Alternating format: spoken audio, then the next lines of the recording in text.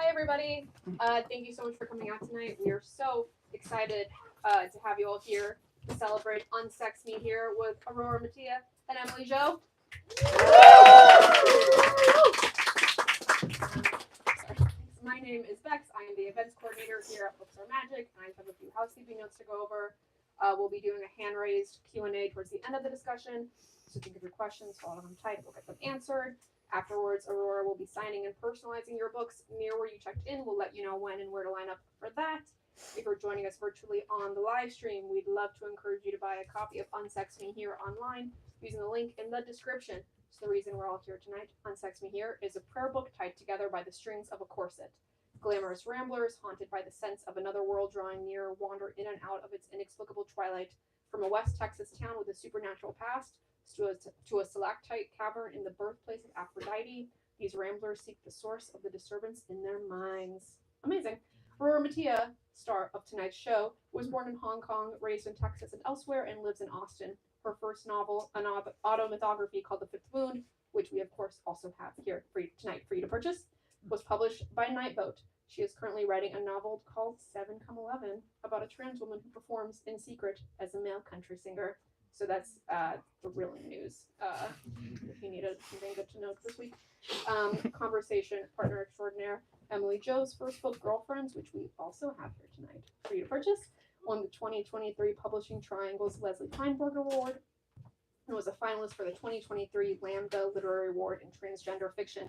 She is the editrix at large at Little Puss Press and a fiction editor at Joyland. She lives in New York. Without any further delay, please join me in giving the warmest welcome to Aurora and Emily.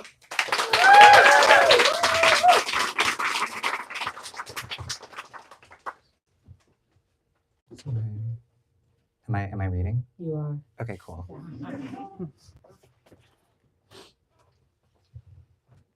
Hi, everyone. Okay, so I'm working on a new novel. This is like 2 weeks old. It's a lot of dialogue, so I'm going to be doing a lot of voices. So, okay. Sam had been trying to hide from everyone in Frances's apartment that she was on the verge of having a panic attack for something like 20 minutes, but eventually, after going between the couch and the fire escape over and over, being unable to avoid the throng of girls anywhere in the apartment, she had to choose between locking herself in the bathroom and telling Frances. So she told Frances, who always understood. After giving control of the CDJs to Peregrine, Frances swiftly led Sam, who was shaking and nearly nonverbal, down the stairs.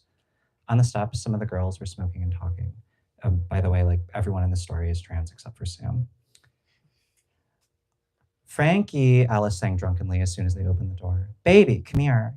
Alice wrapped her arms around Frances's waist and kissed her indulgently. Frances put her arms around Alice's neck and leaned way into her. This is a great party, Liza said as soon as they pulled away. As usual, Frances the first one to draw back. Oh, thank you, babe. Liza quickly returned her focus to Phoebe, who was in the middle of a conversation with Carson. There was like one other out gay kid at my high school in Charlotte, Phoebe was saying, and we did not like each other. We sat with each other at lunch like twice freshman year, and I was like, you smell bad. Hey, Sam. Sam grimaced and nodded at Liza. You just come down here to smoke, Alice said. We were gonna circle the block, Frances looked anxiously at Sam, then quieter, just so Alice could hear. She's kind of having a moment. One day, my friend gets the idea that she should set me up with this guy, Phoebe went on after pausing to spit over the railing. This is like years later. He's still ugly, but he's like started showering. Is she okay? I think so. He's like no longer a total pariah, but he's kind of a loser, right? Like I'm kind of the prim and proper one, and he's like setting off fireworks in the parking lot at night and smoking weed out back like during the day. My friend tries to convince me that I need to lose my virginity, you know, because she'd been sleeping with guys at that point, and no one else is really forthcoming. Of course, Liza said. She had been staring dreamily at Phoebe all night. And I get kind of like excited that he might actually be into me, right? Like my friend gives me his number and I'm like, oh shit, it's actually happening, like whatever it is. And I'm texting him and he's just like totally gross, like immediately. I text him, hey, what's up? And he's like, my boner. That's how you text me now, Alice said, her arm still around Frances's waist. Everyone laughed, Liza a little nervously. Frankie, you were a faggot in high school too, right? Alice said. Sorta, Frances said. I was like a queer bi kid, you know, plausible deniability. I can't believe I was ever into men, Liza said, looking fixedly at Phoebe's right cheekbone. It was totally cope. You were a faggot? Alice said. Is it so hard to believe? No, I just wouldn't have thought. She really said you're giving trans me in, Phoebe said. Is that such a bad thing? Liza said, her pale face flushing visibly, even in the dark. We're all into girls now. I still feel like a faggot, Alice said, leaning into Frances. Like, I suck cock, I take it up the. I mean, and I was, Liza said. I was fucking my older brother's teammates while he was at practice. Jesus, whoa, dude. Were you like out? No, Liza said. I had like a lavender girlfriend. Is that like a fake girlfriend? Carson said. Not fake, Liza said. She had started to do her usual drunk tick of flapping her free hand in front of her face like she was fanning herself, which she was completely unaware of. Like, we're really good friends who's responsible for you in some way. I feel like people can like see through that anyway, Frances said. That was the thing about high school. Like, it was impossible to hide anything. No, right. Like, I don't think anyone actually looked at me and Nina and thought these two are definitely actually having sex. It's more just like for my parents for prom. No, exactly, Alice said. Like, I totally get that. It's like a little bit of padding on your life, right? Like, I had my like gaggle of mall goth theater girls, like the uncool kind. Real like Cookie Monster pajamas types. It totally didn't help with the gay allegations, but no one wanted to fuck with me. I bet I would have been scared of you, Liza said. Alice paused dramatically and then looked at her. Yeah, I think that's accurate, she said, her voice shooting up an octave. Everyone in their semi-separate conversations noticed this and left, except Sam, who was looking at her phone in the corner of the front steps, still shaking a little. She really said I would bully you, Phoebe said. Liza had a strained face. No, and like Liza, baby, that's not a read, Alice said. Like, I was not cool. I was like blackmailing older men who sent me nudes on Snapchat and I'm like cowering at school. That's crazy, Carson said. No, right, Alice said. Like, it was honestly really dark, like giving Dennis Cooper, but I was so afraid of boys my own age. You still are, Frances said smilingly. Debatable, Alice said, doing a camp gesture with her cigarette. Okay, but like, I bet if I was in high school with you, Liza said, improvising, I bet I could have like become friends with you. I was like in theater. Everyone ignored that. There's something to that, like the way that you're like afraid to be out, so you're doing like more dangerous stuff to compensate for it, Frances said. Like, my friends were getting into some dark shit. High school was like the most evil time of my life, Phoebe agreed. No, right, and the actually gay guys my age were so unappealing, Liza said. We were all so bad at being gay guys, Carson said thoughtfully. No, like, it was pathetic, Alice said. Like, the first time I kissed a guy, it was kind of a disaster. We were at this house party at this youth orchestra festival, and for some reason, all these teen girls were living to see an actual gay kiss in real life. Everyone erupted into laughter. Alice laughed the loudest of everyone. Oh my God, Frances said. No, I mean like high school orchestra, Carson said. You just know they all have DeviantArt accounts. This is why I don't fuck with Fujoshis, Alice said. They traumatized me. It was on everyone's Snapchat story. That sounds horrible, Liza said sympathetically.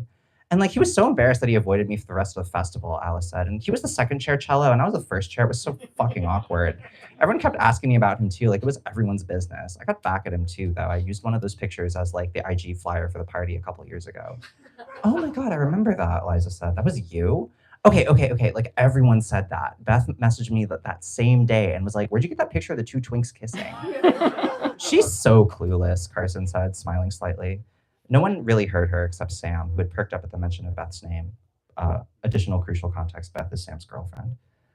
Sam's gaze went over Carson's round face in mild contempt, and without anyone really paying attention to her, she crossed through the conversation and dismounted the steps to the sidewalk. That's so classic, though, Carson said once the laughter and Alice's meandering continuation had died down.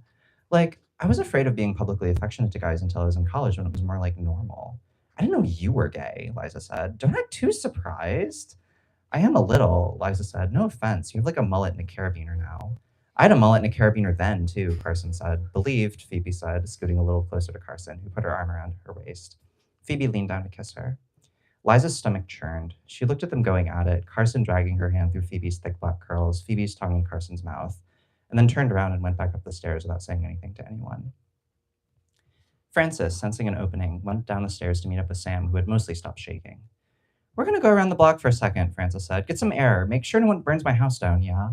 Your one bedroom is safe with me, Alice said. Why'd you say it like that, Carson said. Phoebe had her chin rested on the top of Carson's head. Yeah, don't lock me out, Frances said. You're going to come back and she's going to have taken over your lease. She's unemployed, Frances said, pointing a mock accusatory finger at Alice, already walking after Sam, who was already several houses down. So good luck with that. Thank you.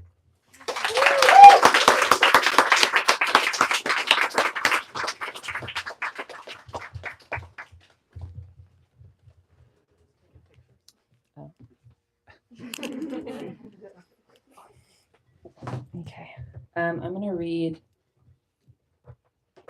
a couple selections from both of my books. First, I'm going to read from The Fifth Wound that came out a couple years ago. I'm going to read the very beginning and a part from the middle. Because these books are kind of like shadows of each other. Call me Aurora, or call me at silicone_angel. But you have to promise not to fall in love with me. If this is a testament, it is not good news. Instead of revelation, I give reverb. I am no longer the author of private letters for the eyes of one man who long ago walked along a dry, dusty path and out of sight. I can call him one man, or I can call him that fairy, who long ago turned his attention to pomegranates and the rustling of doves and away from my howls. Extravagant or withering or just plain moon and cactus, it didn't matter to him.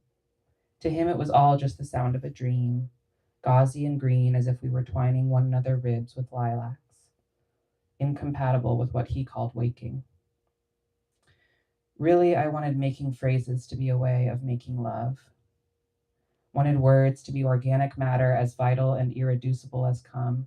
Wanted dreams to be fluids coaxed and shot forth from the slime of the slick pink glands where our bodies store and distill their harsh and primordial nectars. Involuntary honey, every cellar, every nook and alcove empty in its season, bubbling, spilling, easy breezy, effortless surfeit of wet and unknown folds. That was the dream. But I was only prepared to sing about the beauty of things, not the way beauty was streaked with hate, like meat with blood.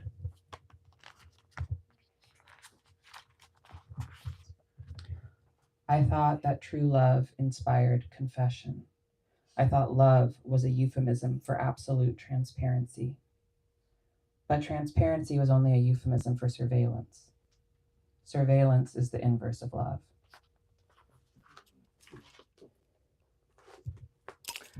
This next part is a recipe for perfume that one of my characters makes. There's like a little list of the cast, little bios about their life that have nothing to do with the story. So it's like a little fake out. Okay.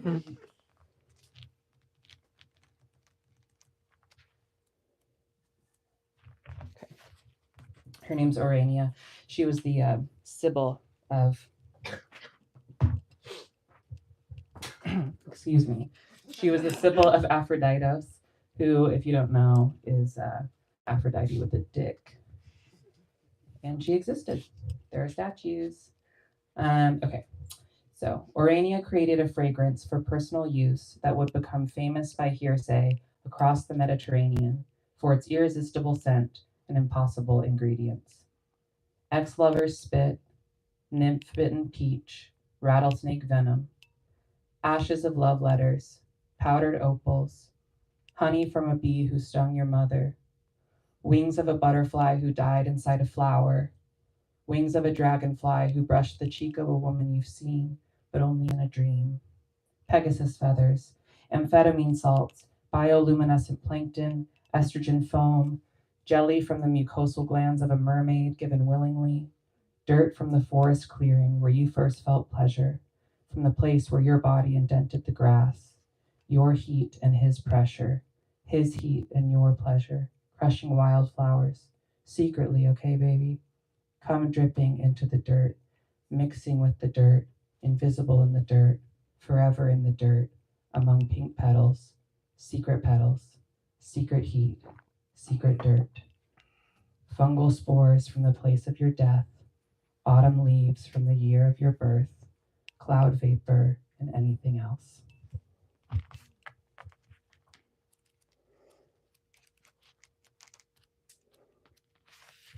Last, I'm going to read a few acknowledgements I wrote for some of my friends, because acknowledgements are always kind of the heart of my book, because it's my friends who've kept me alive.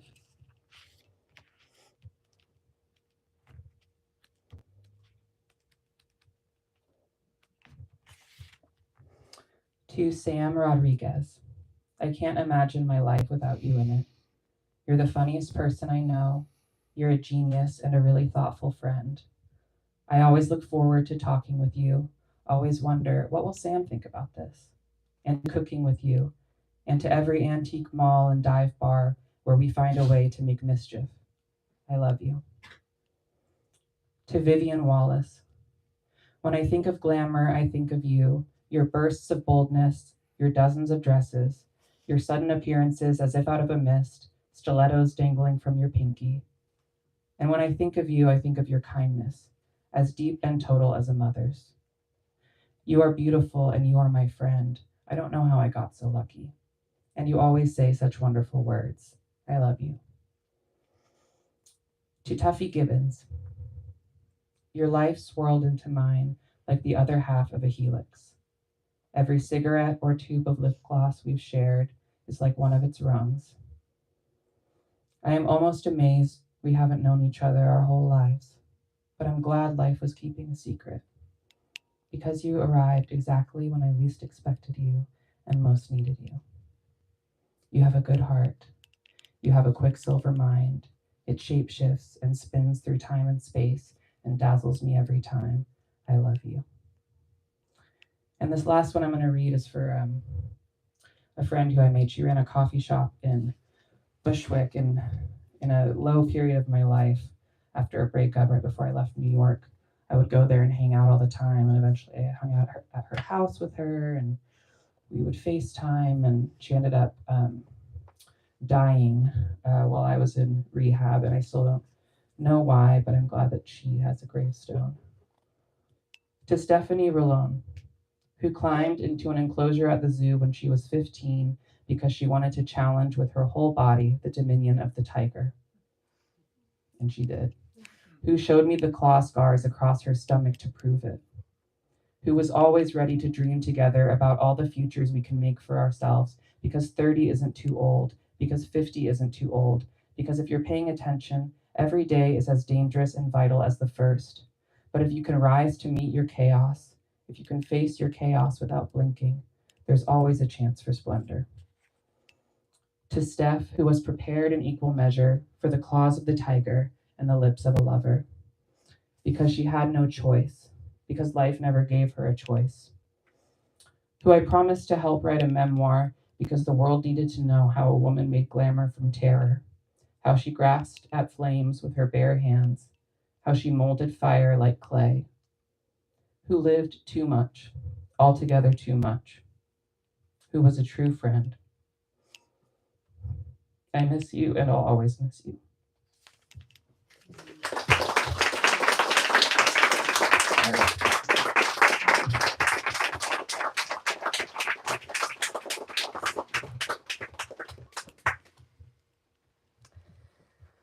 Anyway,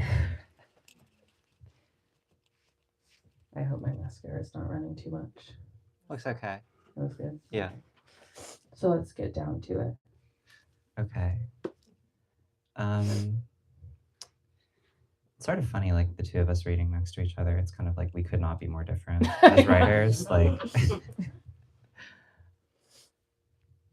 yeah. And I mean, like, actually, the first question that I wanted to ask you is about your style, which feels like the first thing that anyone may notice when like opening one of your books. Like, I can kind of always like know when I'm reading like an Aurora Mattia paragraph. And I was sort of wondering if you could like talk at all about like your influences or like how you arrived at that style or like the considerations that came into sort of like developing this very personal voice and style that you have.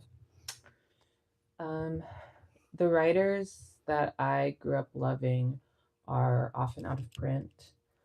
Some of them have like had like renaissances, like Clarice Lispector.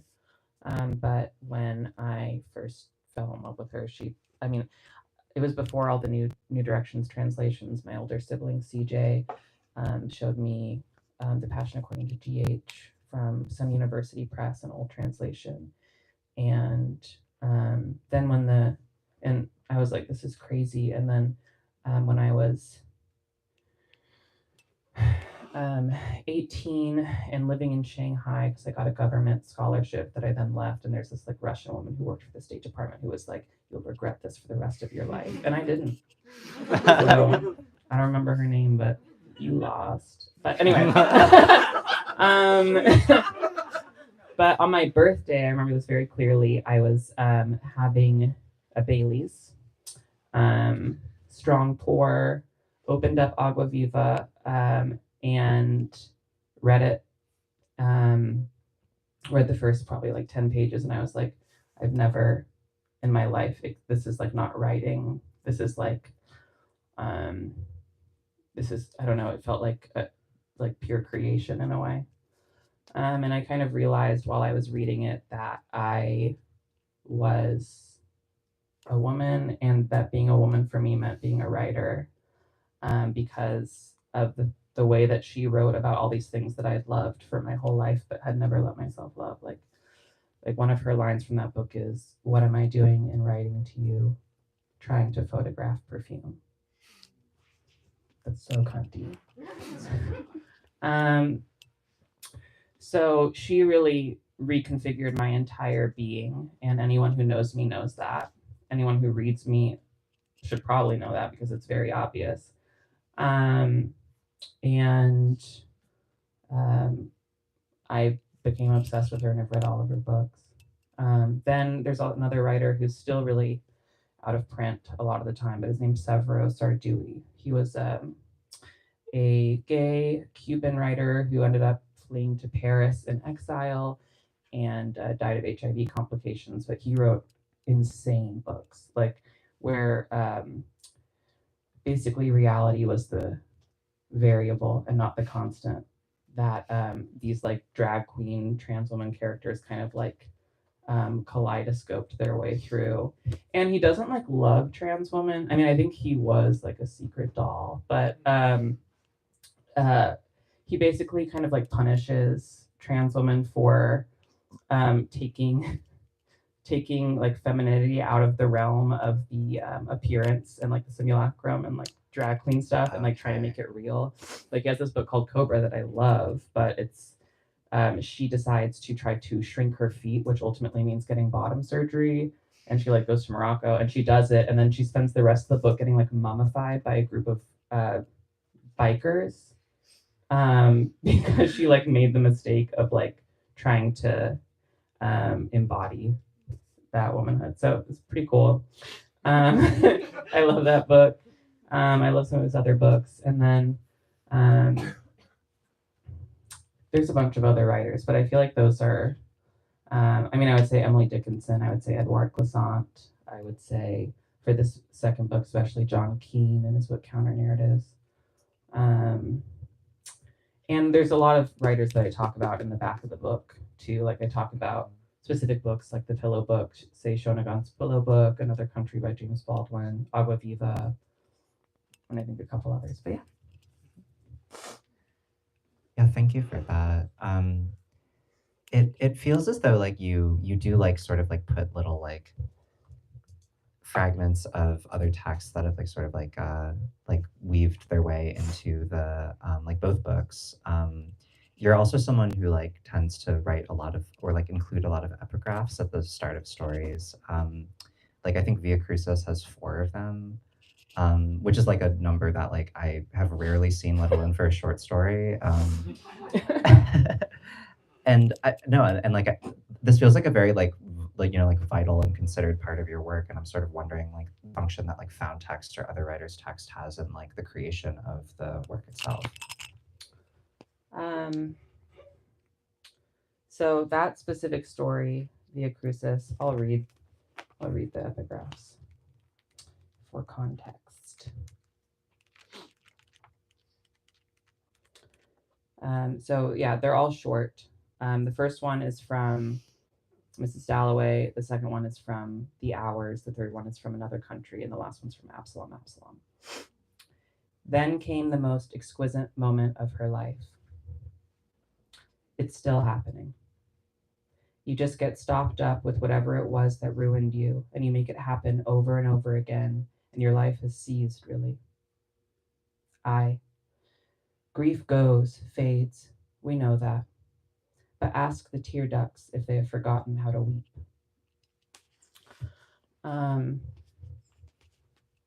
The only way I can really explain my relationship to it's like kind of like a mischievous thing. I think it's like really like so extravagant to do stuff like that. There's like very few pieces of writing that don't have epigraphs. Every chapter in my first book has epigraphs, or at least one. So it's a way of like communing with writers who I care about in like a light way, and trying to remember always like the way I am looking through time. I'm trying to make basically time happen all at once and not relate to time in terms of present and past, and bringing all of these different writers from different times together in one space in my writing feels like I'm finding like a timeless present, or like a present that's like capacious enough to hold all times, because I think I tend to think a little bit too much about the past. And so the idea of being able to not change the past, but recover it and make it live again in my writing feels like pretty central, I guess.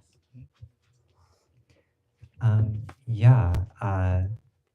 I mean, that makes me think about the way that there's like a sense of sort of like timelessness, or like atemporality in some of the stories, where like in Via Crucis, it's like there's a town that like everyone's getting around by like carts, and then like at the very end she like drives to New York, and just like is like living there. I'm curious like how you like sort of like arrive at this sort of construction, or whether that's like a conscious thing, like going into it, or if that's something that sort of like gets arrived at like gradually. I think it's again just me trying to run away through time and create like create a reality that feels like the reality I live every day, like walking through the world, because I feel like anytime I open my front door and walk out, I'm barraged by memories constantly, and feeling very sentimental about them. They're like my little trinkets, my little treasures, all my memories. And so my head feels like this kind of like memory aquarium. Yeah. And so I guess that ends up presenting itself in my writing, where there are things from, I want to express like different tones that I relate to from different times. Like that one has kind of like even though it's like not a Wild West story at all, there's like some Wild West elements to it. Because like sometimes when I'm walking down the street, I mean, I'm wearing like these chap pants today, I'm like, I'm about to go rob a bank. And that feels fun. And like it makes living feel more possible. And so it's kind of just like bringing these textures that I already play around with in my head every day, and trying to make them happen for other people. That makes a lot of sense. Thank you. So, yeah, I was wondering if you could talk a little bit about the relationship between The Fifth Wound and Unsex Me here. Like the books feel like quite closely related, but there's like some stories in Unsex Me here that like sort of go off in like different directions, but there's also like places where things overlap quite closely. Like, you know, the character Aurora, who is like both is and isn't you, is like in both books. The character Ezekiel is in both books. And I know that you've written sort of several manuscripts that like didn't quite make it into book form that you like have later like repurposed parts of. And I'm sort of like wondering about like how these books came together, like together and also separately.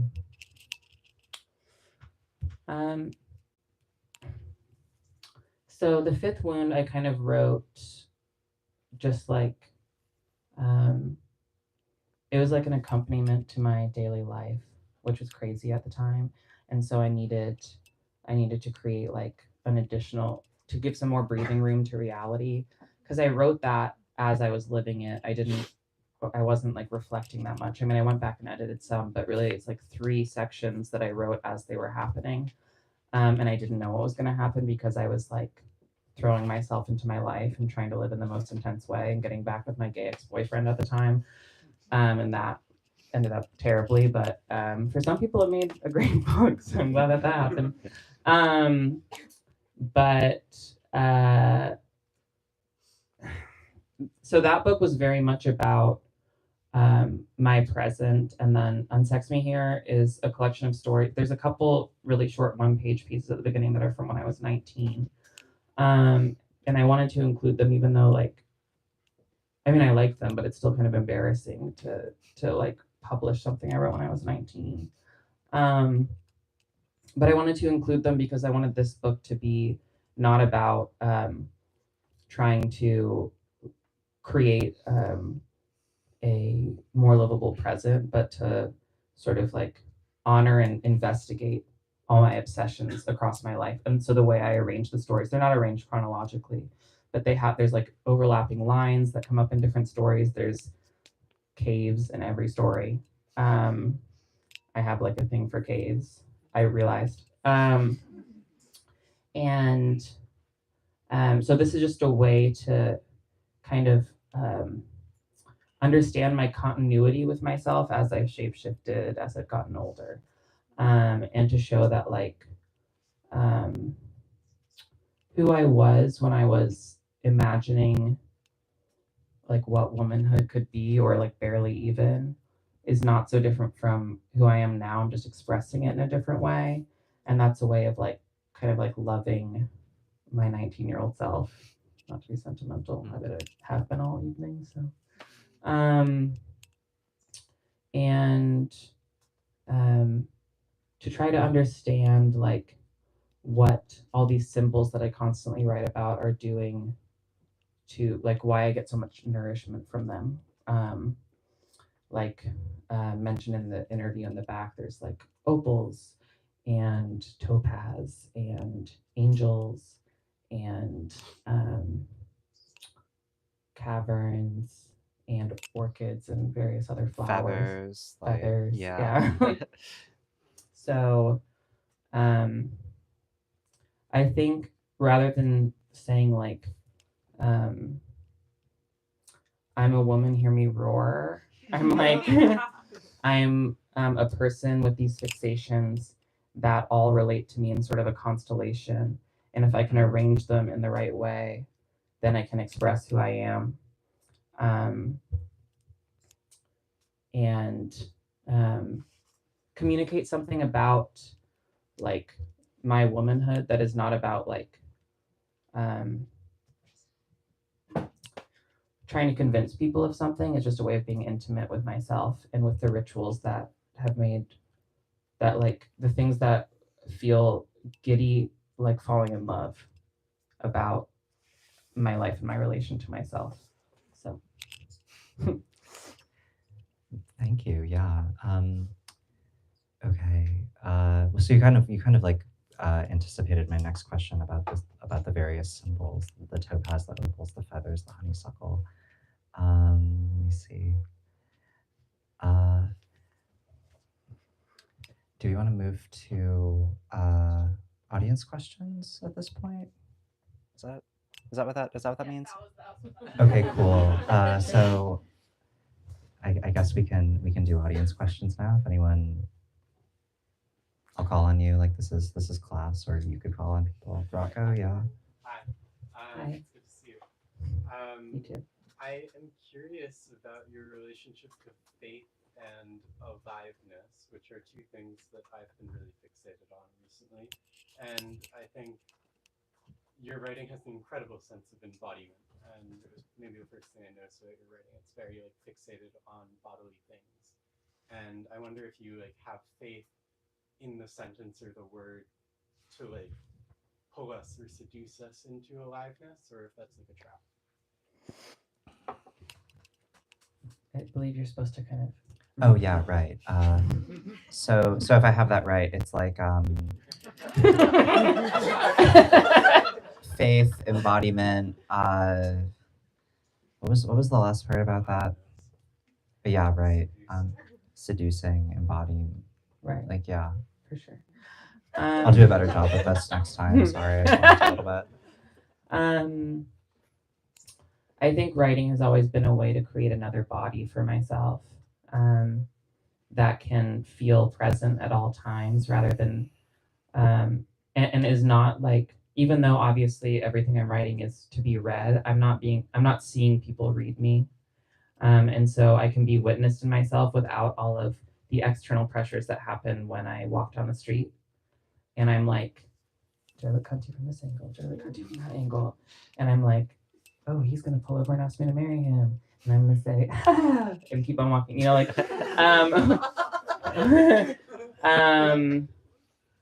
So it's a way to experience these symbols that form who I am without worrying so much about how the world is going to receive me. And so I get to create a body for myself out of words that feels itself constantly, because in daily life I feel so disembodied so much of the time. I've gotten a lot better about it, but so much of my gaze is creating all the gazes around me and like imagining their intent. And what's her name? Who wrote? She wrote a lot about gay people. She was a theorist. You have to be way more specific than that. She wasn't gay, but like Eve Sedgwick. Eve Sedgwick. Thank you. Thank you. So she wrote. What was that famous essay she wrote? Between Men. I was thinking about the one that's about like fear. Oh. Cosmology of the Closet. No, that's a good one too. Though. It was also about like HIV. Does anyone know? It's like it's about paranoid reading versus Oh yeah, reparative reading. reparative reading. Right. Yeah. Okay, so that essay. In that essay, she talks about some of her favorite writers who have really Baroque, involved, like sensorially intense styles, that are full of like almost that are full of definitely passion and some kind of like joy and fury and just like all this intense, like you're hearing them whisper from the other side of the page or whatever. And how many of those writers in their daily life, she's talking about Gina Barnes, for example, who felt constantly like paranoid and disembodied in their daily life and needed to create this space for them where the opposite was possible. And I've always felt that the places where I feel the most fear are the places where I have the deepest opportunity for intimacy, pleasure, connection.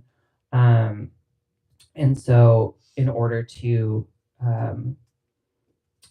like create intimacy, pleasure, connection out of the mold of like terror, dread, and like an apocalyptic mindset, I have to go into those places and like reshape them. And that's something that I can only do by writing about them. Any other questions? Yes.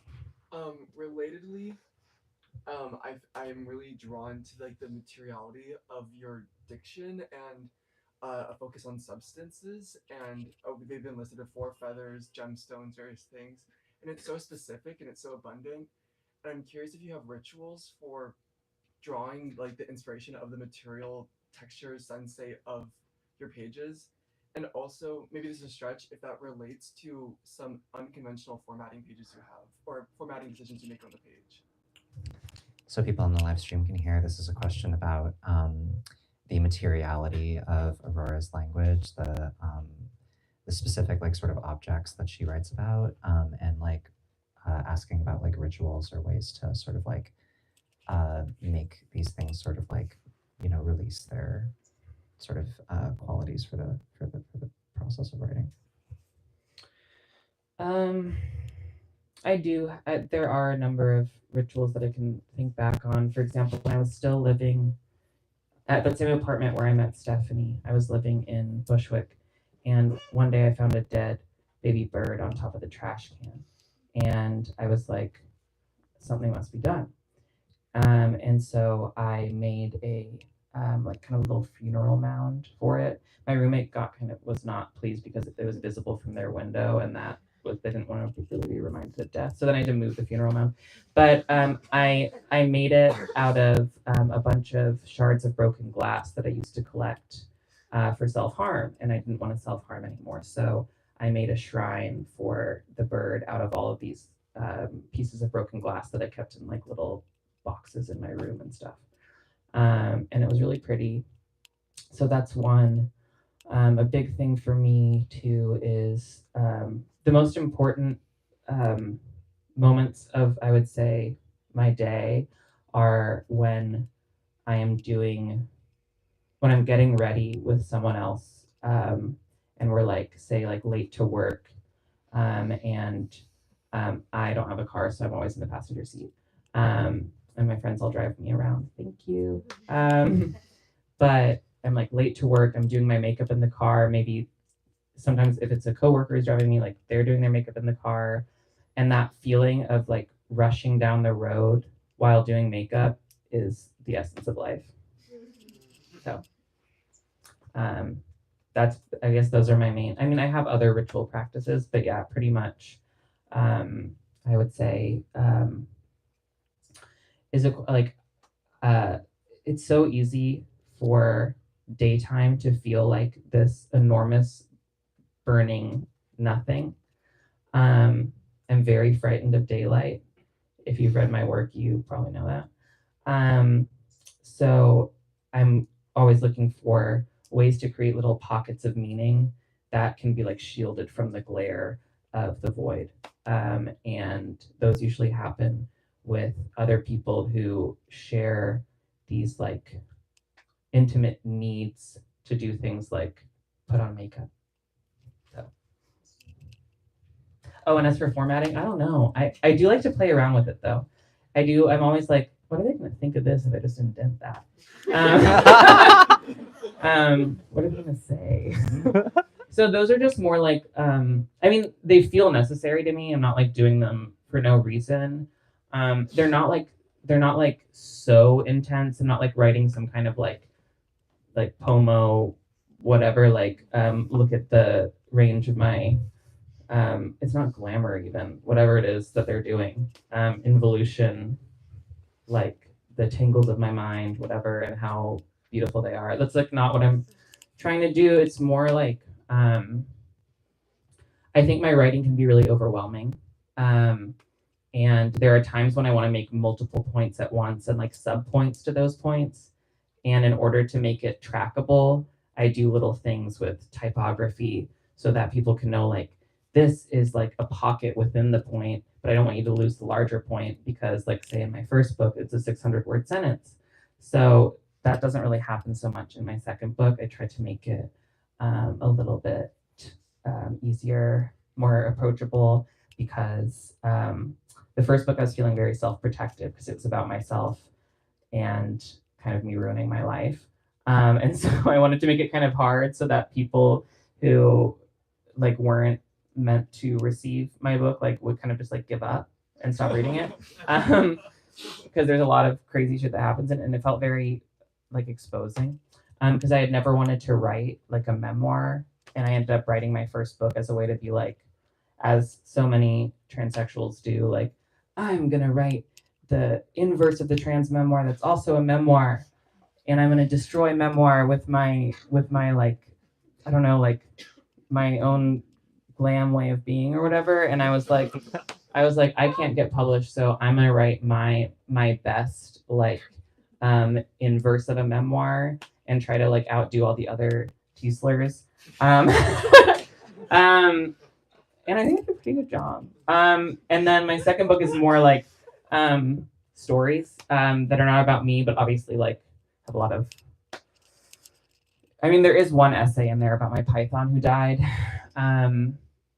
who features a lot in my first book. But that's the only really personal piece of writing. And that's weirdly almost like a postscript to the fifth wound or something. But yeah, I wrote an ode to my python, who used to sleep with me every night between my legs, and then by morning she would be like under my head in the pillow, and she would like pee sometimes, and it smelled terrible. But I loved her, and she was my ex, who's one of my closest friends. His ex, who passed away, is python, and so she lived like a very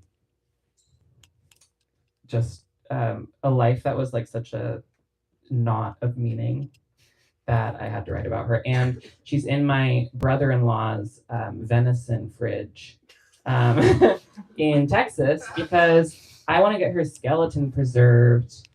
And there's a lot of taxidermists in Texas, but I haven't really gotten around to it. And my sister says I have to do it soon because they're running out of space in the venison freezer. But she's there, and I feel like I owe it to her. The essay was part of it because, like, I thought I was going to get another python. I went to PetSmart and was, like, holding pythons and, like, feeling connected because they love me and I love them. And then I had dreams of her strangling other pythons for multiple nights. And I was like, okay, I get it. I won't get another python. I have to honor you. So if anyone knows of a good taxidermist in New York, please hit me up. My email is maisiemattia@gmail.com, MAISIEMATTIA@gmail.com. Thank you. What's in there? Thank you.